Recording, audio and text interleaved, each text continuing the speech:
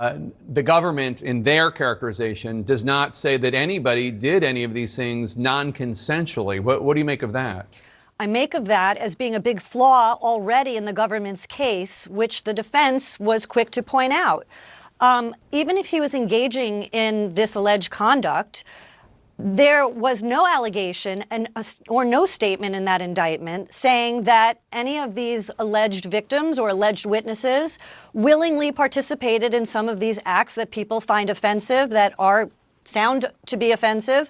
And that's a very important part of the case. What was the consent? But there are enough charges here where outside of what the alleged victims are going to say about how he was using the resources allegedly from his enterprises, his businesses, his well-known Bad Boy Entertainment, his clothing line resources, his liquor line resources.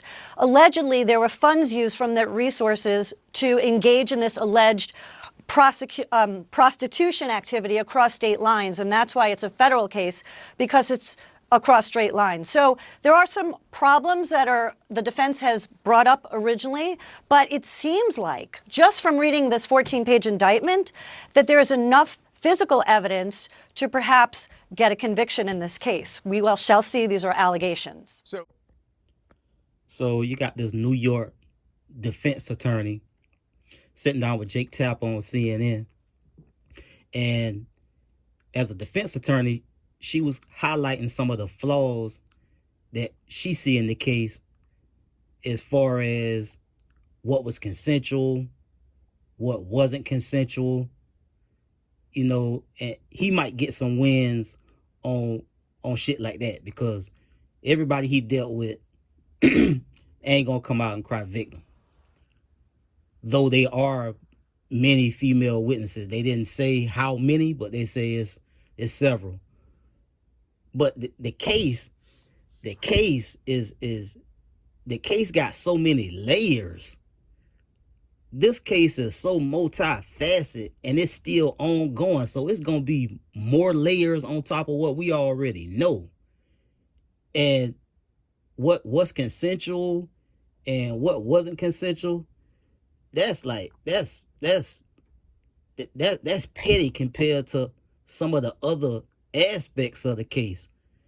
And to be honest, some of the most incriminating shit against him that is going to be hard for him to duck is the trophies and the incriminating evidence that he kept for himself, as far as like the videos and shit like that.